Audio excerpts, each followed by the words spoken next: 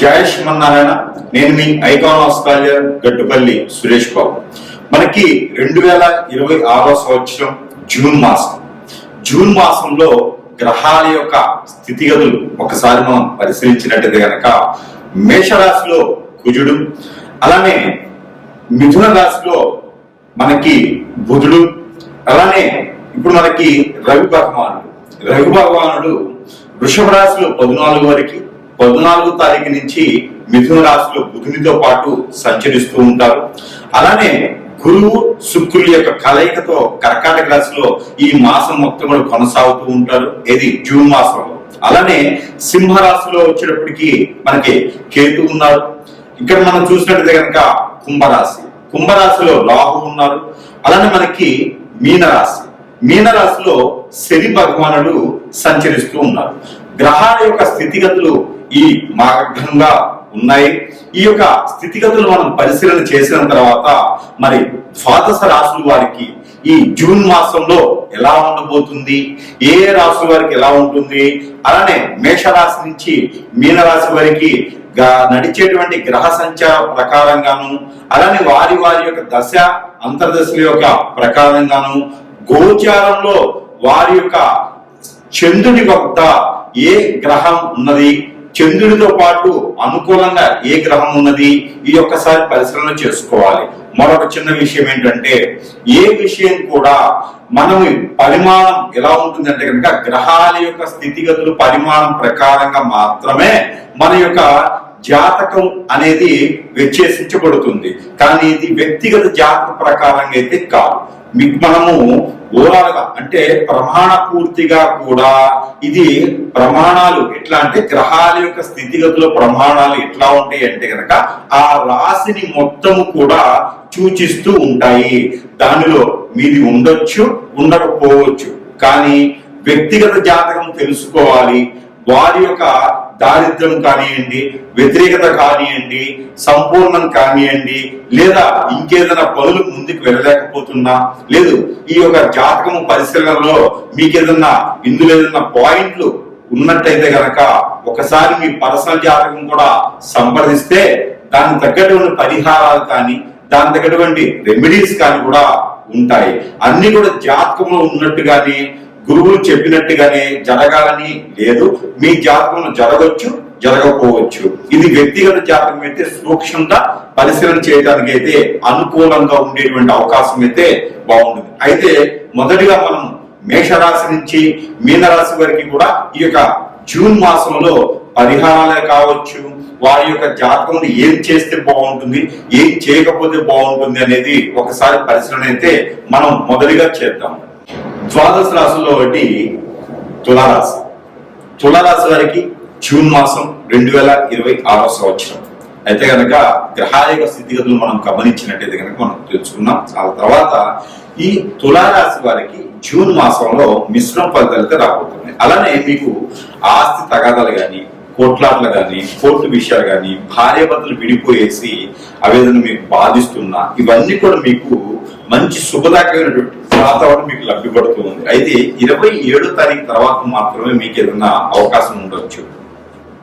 ప్రయత్నం చేస్తే 27వ తారీఖు తర్వాతనే మీకు ఏదైనా అవకాశం ఉండేటువంటి అవకాశం ఉంటుంది. అయితే మీరు భార్యాభర్తలు విడిపోయి ఉంటే కనుక మీరుగా డైరెక్ట్ గా వెళ్ళేసి మాట్లాడితే కనుక ఆ సమస్య పరిష్కారం అవుతుంది. కోర్టు వరకు వెళ్ళిన విషయాలు కూడా మీకు బయటపడితే, అలానే ఆస్తి తగదాలు కానీ, అన్నదమ్ములు విభేదాలు కానీ ఏమైనా ఉంటే కూడా ఈ జూన్ మాసంలో 27వ తారీఖు తర్వాత ప్రయత్నం చేయండి. అవన్నీ కూడా సమస్యపోయేదానికి అవకాశం ఉంది. ఎక్కడైనా డబ్బు ఇచ్చి మోసపోయి ఉన్నా, ఇబ్బంది పడుతున్నా, ఎవరిని నమ్మి మోసపోయినా, అలానే ఇంకేదన్నా విధంగా మీరు మోసపోయినా, ఇబ్బంది పడుతుంది, ఇవన్నీ కూడా మీకు సకాలంగా సానుకూలపడేటువంటి వాతావరణం లభ్యపడుతూ ఉంది. కాబట్టి 27 తర్వాత ప్రయత్నం చేయండి. అలానే ఈ యొక్క దేవుడి ఆరాధన మీకు ఖచ్చితంగా తీసుకోవాలి. శ్రీ వెంకటేశ్వర స్వామి వారి నోము నోచుకోవడమా, వెంకటేశ్వర స్వామి వారి దర్శనం చేసుకోవడమా, వెంకటేశ్వర స్వామి వారికి 5 నారికేయులు సమర్పించడం, వెంకటేశ్వర స్వామి వారికి ముడుపు కట్టడం, వెంకటేశ్వర స్వామి వారికి ఆరాధన చేయడమా, ఇలాంటి ఏదైనా అర్చన చేసుకోవడం, అభిషేకం చేసుకోవడం, నోము నోచుకోవడం లాంటి ఏదైనా చేస్తే కనుక మీకు ఆ కలియుగైన వెంకటేశ్వర స్వామి వారు ఈ మాసంలో మిమ్మల్ని కాపాడబోతున్నాడు. ఆ కలియుగైన వెంకటేశ్వర వారు మీకు ఏదైనా పెళ్లి కాకపోతే పెళ్లి చేస్తారు. పెళ్లి అయితే కనుక భార్య బిడ్డలు ఇద్దరు బాగుండేలా చూస్తూ ఉంటారు. పెళ్లి అయితే పిల్లలు పిల్లలు పుట్టేలా ప్రయత్నం చేసేదానికి మొక్కుకుంటే కొలుచుకున్న ఆరాధించినప్పుడు మీకు మంచి శాంతి పడే వాతావరణం ఉంది. ఈవెన్ మీకు దగ్గరలో సమీపంలో ఏదైనా రాముల వారి ఆలయం ఉన్నా కూడా అక్కడికి వెళ్ళేసి నమస్కారం చేసుకుని పానకం వడగొప్పులో నైవేద్యంగా పెడితే కనుక మీకు ఏదో రకమైనటువంటి శాంతి పడుతుంది, వాతావరణం లభ్యపడుతూ ఉంటుంది. ఇంకా ఎక్కడైనా మీరు డబ్బులు ఇచ్చి కూడా ఆ డబ్బులు మీకు వచ్చేటువంటి అవకాశం ఉంది కాబట్టి మానపడే అవకాశం ఏదైతే ఉందో అవన్నీ పోయేది మీకు డబ్బులు వచ్చే అవకాశం ఉంది. అవి ప్రయత్నం చేయండి 27వ తారీఖు తర్వాత. అలానే ఈ జూన్ మాసం ఏదైనా మొదలు పెట్టాలనుకుంటే కనుక గోల్డ్ సిల్వర్ లాంటి వ్యాపారాలు మొదలు పెట్టుకోవచ్చు, మీకు అద్భుతంగా ఉంటుంది. షేర్స్ లాంటి వాటిలో కూడా మీకు అద్భుతంగా ఉంటుంది. బ్యాంకింగ్ రంగాల్లో కూడా, ఫైనాన్స్ సెక్టర్ లో మీకు అద్భుతంగా ఉంటుంది. ఏదైనా గవర్నమెంట్ సెంటర్ కూడా పోటీ పరీక్షలో కావచ్చు, గవర్నమెంట్ సెంటర్ కూడా జాబ్స్ లో కావచ్చు, మీరు ఏదైనా ప్రయత్నం చేసి ఉండి ఈ మాసంలో కూడా ప్రయత్నం చేయండి. 14వ తారీఖు తర్వాత నుంచే మీకు అద్భుతంగా ఉండబోతుంది. విదేశీయానం కానీ అలానే స్వదేశీల నుంచి విదేశానికి వెళ్ళడానికి కానీ అలా ఆ రకమైన ప్రయత్నం కానీ మీరు చేసేటట్టయితే కనుక ఖచ్చితంగా ప్రయత్నం చేయండి. మీకు అన్ని రకాల సానుకూల వాతావరణం లభ్యపడుతుంది. ఇంకా కూడా మీకు ఈ యొక్క జూన్ మాసంలో తులారాశి వారికి మరొక అదృష్టం ఉంది.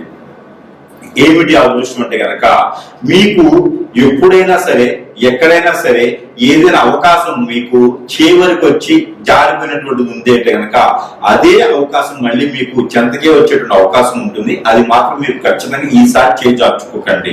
ఇక ఎక్కడైనా పెట్టుబడులు పెట్టేసి మోసపోయి ఉండేసి ల్యాండ్స్ మీద పెట్టుబడులు పెట్టేసి మోసపోయి ఉన్న వాళ్ళకి రియల్ ఎస్టేట్ వ్యాపారం కానీ ఇలాంటివి ఏదైనా వ్యాపారం ఉంటే కూడా ఆ వాటి నుంచి మీకు మంచి సానుకూల వాతావరణం, ఇంటీరియర్ లాంటి వ్యాపారాలు మీకు అద్భుతంగా ఉంటే ప్రయత్నం చేయండి. ఇనుము ఇటుక దాంట్లో కూడా మీకు అద్భుతంగా ఉంటుంది. ఇంజనీరింగ్ రంగంలో కావచ్చు, మోటార్ ఫీల్డ్ లో కావచ్చు, ఏదైనా కన్స్ట్రక్షన్ రంగాల్లో కావచ్చు, లేదంటే ఎక్స్పోర్ట్ ఇంపోర్ట్ రంగాల్లో కావచ్చు, మార్కెటింగ్ రంగాల్లో కావచ్చు, ఇవన్నీ కూడా మీకు అద్భుతంగా ఉండబోతున్నాయి. కాబట్టి ఏదైనా కొత్తగా నిరుద్యోగులు ఉద్యోగంగా వచ్చేటువంటి భర్తీ అవుతుంది కాబట్టి ఆ రకం ప్రయత్నం చేయండి. ఖచ్చితంగా ఇవన్నీ కూడా 13వ తారీఖు నుంచి ప్రారంభమవుతాయి. ఈ జ్యేష్ఠ మాసంలో మీకు కూడా అద్భుతమైనటువంటి ప్రతిఫలాలు వచ్చేలా కనిపిస్తున్నాయి. కాబట్టి జ్యేష్ఠ మాసం మీకు 12వ మాసం అయినప్పటికీ కూడా జ్యేష్ఠ మాసం మీకు అద్భుతంగా కలిసి వస్తుంది. ఆ విధంగా మీరు ప్రయత్నం చేయండి. ప్రయత్నం చేసి అదృష్టవంతులు అవ్వచ్చు. ఈ యొక్క తులారాశి వారు కూడా ఈ చిన్న పరిహారం చేసుకుని అదృష్టవంతులు అవ్వచ్చు. ఇకపోతే ఈ రాశి వారు గనక ఈ చిన్న పరిహారం చేసుకున్నట్టయితే గనక కొంతమేర మొత్తం పూర్తిగా దారిద్ర్యం పోయేటట్టు లేకపోయినా కొంతమేర అయితే అదృష్టం అయితే ఉంటుంది. మిశ్రమ ఫలితాలు అయితే లబ్ధి పొందుతాయి. ఇంకా కూడా మీకు ఈ ఫలితాలు సరిపోవట్లేదు అనుకుంటే గనక ఖచ్చితంగా మనము మంత్రోచ్చారణ చేసినటువంటి ఎన్నో రకాలైనటువంటి వస్తువుల్ని మనం ప్రజల వద్దకి చెంతకి చేర్చేటువంటి సదవకాశం కూడా మన దగ్గర లభ్యపడుతుంది. కాబట్టి ప్రతి ఒక్కరూ గురువు దగ్గరికి రావాలి అనేటువంటి సమయం దొరకపోవచ్చు. కానీ మీరు మొబైల్ ద్వారా కానీ ఎన్నో రకాల సదుపాయాలు ఉన్నాయి. వాటి ద్వారా మీకు సంప్రదిస్తే కనుక మీ సమస్య ఉంది, ఆ సమస్యకు తగ్గటువంటి పరిష్కార మార్గం కింద వస్తువు రూపాన మంత్రోచ్చారణ చేసిన వస్తువులు మీ చెంతకి చేర్చేటువంటి దానికైతే ఉన్నది. కాబట్టి ఆ మీద సంప్రదించవచ్చు. అలానే మీకు ప్రతి ఒక్కరికి కూడా దేవుని అనుగ్రహం అనేది ఖచ్చితంగా కావాలి. ఇక ఈ రాశి వారైతే కనుక చిన్న పరిహారం చేసుకోవచ్చు. అయితే పరిహారం కింద ఏమిటంటే కనుక దేవుని అనుగ్రహం ముందుగా చూసినట్టయితే కనుక మీరు అందరూ కూడా ఈ యొక్క మాసం జూన్ మాసంలో కనుక దత్తాత్రేయ స్వామి వారిని ఆరాధించిన, దత్తాత్రేయ స్వామి వారికి అభిషేక అర్చనలు హోమాలు చేపించిన, దత్తాత్రేయ స్వామి వారి యొక్క ఆలయం వద్దన దత్తాత్రేయ స్వామి వారికి ఆలయాలు సపరేట్ గా ఉండవు. దత్తాత్రేయ స్వామి వారి ఆలయం ఎక్కడ ఉండిద్దంటే కనుక సాయిబాబా గారి ఆలయంలోనే దత్తాత్రేయ స్వామి వారు ఉంటారు. అక్కడ ఏదైనా గురువారం సాయం సంధ్యవేళ నుంచి రేత్రి గాని లేదా మంగళవారం రేత్రి గాని కనుక మీకు ఇంట్లో ఏదైనా కీడు జరిగినా, ఇంట్లో ఏదైనా మీకు అపకీర్తి గాని, ఇంట్లో ఏదైనా మీకు నిద్ర పట్టకపోయినా, చిరాగ్గా ఆదాయం రాకపోతున్నా, చెట్టుగోలు కొట్టుకోలు అవుతున్నా, ఇలాంటి సమస్యలతో బాధపడేవారు ఎవరైతే ఉంటారో వారు ఈ జూన్ మాసంలో ఏదైనా మంగళవారం లేదా గురువారం రోజున ఏదో ఒక్క రోజైనా సరే అందరూ వెళ్ళేసి ఆ ఒక దత్తాత్రేయ స్వామివారు ఉండేటువంటి ఆలయంలో కనుక నిద్రించండి. అవకాశం ఉంటే కనుక ఖచ్చితంగా నిద్రించండి. ఆ రోజు నేల పడకి చేయాలి. అలానే నాన్ వెజ్ భుజించకూడదు. శాకాహారులుగా వెళ్ళి నిద్రించండి. అలానే కనుక దత్తాత్రేయ స్వామి వారికి 5 నారికేళములు సమర్పించండి. ఆ నారికేళములు 5 కూడా అక్కడే వదిలివేయాలి. ఇంటికి తీసుకుపోయి పిల్లలకి చట్నీ చేసి పెట్టకూడదు, అవి అట్లే వదిలేయాలి. అలానే దత్తాత్రేయ స్వామి వారికి గోధుమ రొట్టెలు, ఈ గోధుమ రొట్టెల్ని మనం ఉప్పు వేయకుండా కాల్చేసి దాంట్లో బెల్లం కలిపేసి అక్కడ స్వామివారికి నైవేద్యం పెట్టి ఆ నైవేద్యాన్ని ఎంతమందికైనా సరే ప్రసాద రూపంగా సమర్పించుకుంటే కనుక ఆర్థిక సమస్యలు, ఆరోగ్య సమస్యలు, నరదిష్టి, నరఘోష, శత్రుభయం, అలానే పితృదోషాలు కూడా మీకు కొంతమేర ఉపశమనం అయితే లభ్యపడుతూ ఉంటుంది. అలానే ఈ రాశి వారికి ఎవరికైనా పెళ్లిళ్ళు అవ్వట్లేదా? పెళ్లిళ్ళై కూడా భార్యాభర్తలు దూరంగా ఉంటున్నారా? పెళ్లి కూడా పిల్లలు పుట్టట్లేదా? వ్యాపార వృద్ధి రావట్లేదా? ఇవన్నీ మీకు ఉన్నాయంటే కనుక మీరు కొత్తగా వ్యాపారం మొదలు పెట్టాలన్నా, విదేశీ ప్రయాణం ఏదైనా చేయాలనుకుంటున్నారా? ఇవన్నీ కూడా మీరు మోసపోకుండా ముందుకు వెళ్ళేదానికి చిన్న పరిహారం చేసుకోండి. ఎక్కడైనా సరే నాగపడేరు కానీ, సుబ్రహ్మణ్య స్వామి ఆలయం కానీ, లేదా శివాలయంలో కానీ, లేదంటే మానసదేవి అమ్మవారు ఉంటే కనుక అక్కడ మీరు పంచామృత అభిషేకం కనుక చేసేయాలి. వినాయక స్వామి వారికి పొట్టు వస్త్రాలు సమర్పించండి. అలానే మీకు మరకత లింగం ఎక్కడైనా కనిపిస్తే కూడా అక్కడ మీరు అదృష్టకంగా అభిషేకం చేసుకోండి. కేసరి గణపతి ఎక్కడైనా మీకు అందుబాటులో ఉంటే కనుక అక్కడ మీరు అభిషేకం చేసిన, అర్చన చేసిన, పొట్టు వస్త్రాలు సమర్పించిన, మీకు బుధవారంలో చేసుకుంటే కనుక పెళ్లి కాని వారైతే కేసరి గణపతి, వ్యాపార వృద్ధి గాని, ఆరోగ్య సమస్యలు గాని, కోర్టు వ్యవహారాలు గాని ఉన్న వారైతే కనుక మరకతి గణపతి గాని, మరకత శివలింగం దగ్గర గాని మీరు అభిషేక అర్చనలు చేయించినట్టయితే కనుక ఖచ్చితంగా మీకు ఉన్నతమైనటువంటి విదేశానికి మీరు వెళ్ళేదానికైనా, పెళ్లిళ్ళు అవ్వడానికి ముందడుగు వేసేదానికైనా, మీకు ఇంకేదైనా గ్రహ దోషాలు కానీ, ప్రకృతి దోషాలు కానీ, పొలాలకి గట్లకి సంబంధించినటువంటి విషయాలు కానీ, ఏదైనా కోర్టు వ్యవహారాలు కానీ కూడా బయటపడేటువంటి అవకాశాలు మెండుగా ఉంటాయి. కాబట్టి ఒకరి దగ్గర నుంచి మోసపోకుండా ఉండాలంటే కనుక దక్షిణామూర్తి స్తోత్రం అనేది ప్రతిరోజు పారాయణం చేయండి. ఇలాంటి పరిహారాలు చేసుకోవడం ద్వారా మీకు అదృష్టం అనేది ఖచ్చితంగా కలిసి వచ్చేటువంటిది అయితే కనపడుతుంది.